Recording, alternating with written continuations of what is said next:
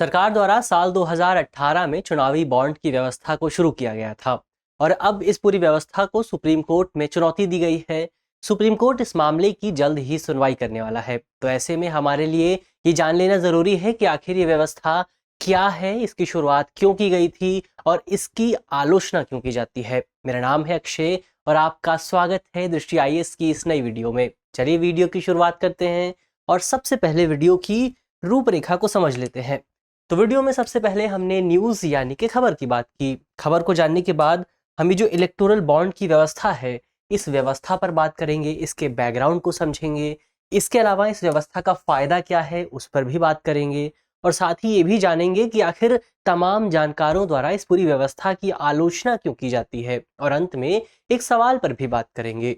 इसके अलावा ये जो पूरा विषय है मुख्य तौर पर सामान्य अध्ययन प्रश्न पत्र 2 से जुड़ा हुआ है और आप इसे भारतीय राज्य व्यवस्था और शासन व्यवस्था यानी कि गवर्नेंस जैसे सिस्टम से जोड़कर देख सकते हैं।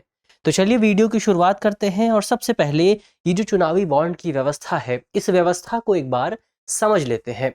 तो इस पूरी व्यवस्था की शुरुआत होती है मुख्य तौर पर साल 2017 में, जब भारत के जो तत्कालीन वित्त मंत्री थे अरुण जेटली, उनके द्वारा बजट भाषण में इस योजना की घोषणा की जाती है। मतलब इस पूरी योजना का प्राथमिक उद्देश्य यही था कि राजनीतिक दलों को जो चंदा मिलता है उसको सही ढंग से रेगुलेट किया जा सके। अब सवाल उठता है कि पहले चंदा मिलता कैसे था।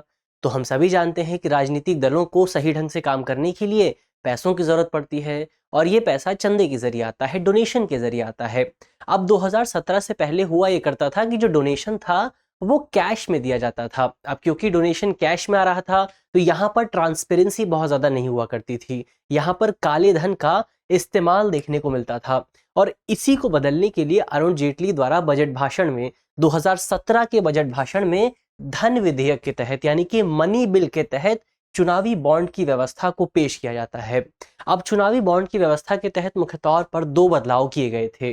पहला बदलाव ये था कि ये जो अब भारत में चुनावी दल हैं वो 2000 रुपए से ज्यादा कैश में चंदा प्राप्त नहीं कर सकते हैं। यानी कि अगर आप किसी दल को चंदा देना चाहते हैं, डोनेशन देना चाहते हैं, तो आप 2000 रुपए से ज्यादा कैश में नहीं दे सकते।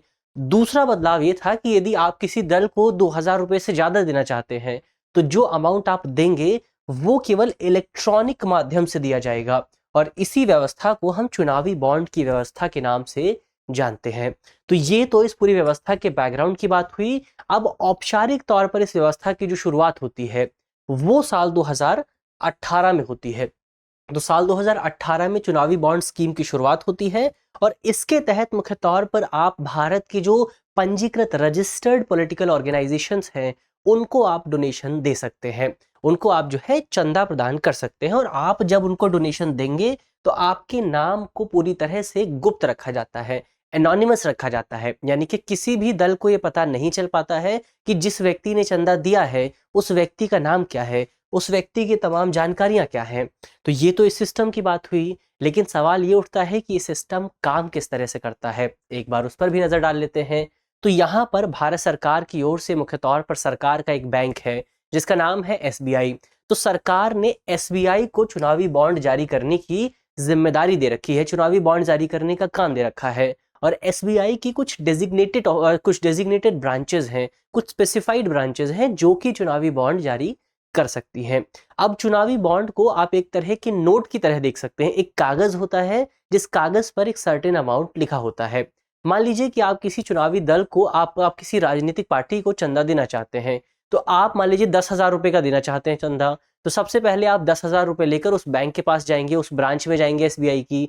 वहां से आप किसी भी तरह का जो चुनावी बॉन्ड खरीद सकते हैं।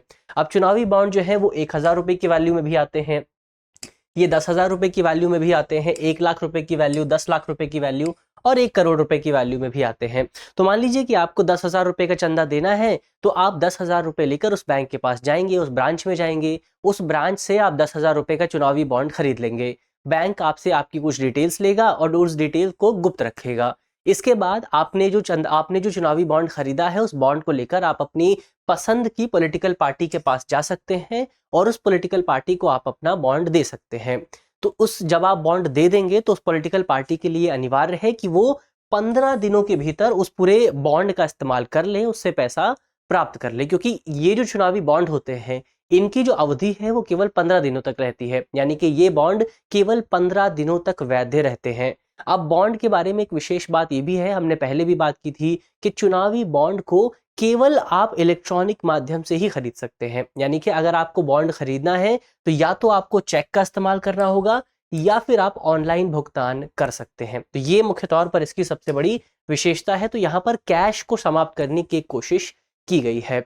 अब कौन कौन से राजनीतिक दल चुनावी बॉन्ड प्राप्त कर सकते हैं, एक बार उस पर भी बात कर लेते हैं। तो आपने सुना होगा कि भारत में एक एक्ट है जो कि पॉलिटिकल ऑर्गेनाइजेशंस को रेगुलेट करता है, जिसका नाम है लोक प्रतिनिधि अधिनियम 1951। इसका एक सेक्शन है, सेक्शन 29A। तो सेक्शन 29A के तहत मुख्य तौर पर भारत में पॉलिटिकल ऑर्गेनाइजेशंस को रजिस्टर किया जाता है। तो जो भी पॉलिटिकल ऑर्गेनाइजेशन इस पूरे सेक्शन के तहत भारत में रजिस्टर्ड है वो चुनावी बॉन्ड प्राप्त कर सकती है। पहली शर्त तो ये हुई।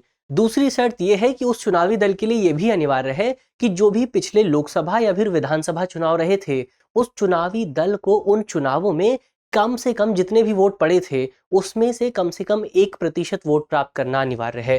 तो यहाँ पर ये जो दूसरी शर्त है ये बहुत ज़्यादा इंपॉर्टेंट हो जाती है।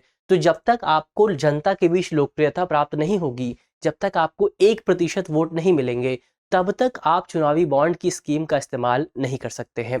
तो ये तो इस पूरे सिस्टम की बात हुई कि सिस्टम काम किस तरह से करता है। अब हम आगे बढ़ते हैं और इस बॉन्ड का फायदा क्या रहता है, एक बार इसके फायदे पर भी बात कर लेते हैं। तो सबसे पहला फायदा यही है इसके माध्यम से हम चुनावी बॉन्ड जो राजनीतिक दलों को फंडिंग मिलती थी उस फंडिंग में और ज्यादा पारदर्शिता ला सकते हैं। वहां पर हम सुनिश्चित कर सकते हैं कि काले धन का इस्तेमाल ना हो। तो यहाँ पर हम पारदर्शिता लेकर आते हैं, ट्रांसपेरेंसी लेकर आते हैं। एक प्रावधान ये भी है कि जिस पार्टी को जो भी चुनावी बॉन्ड प्राप्त होगा, जो भी इलेक्टोरल बॉन्ड प्राप्त होगा, वो उस बॉन्ड का इस्तेमाल कहाँ कर रहे हैं इसको लेकर उन्हें खुलासा करना पड़ेगा। तो इससे जवाबदेही तय होती है, इससे अकाउंटेबिलिटी तय होती है।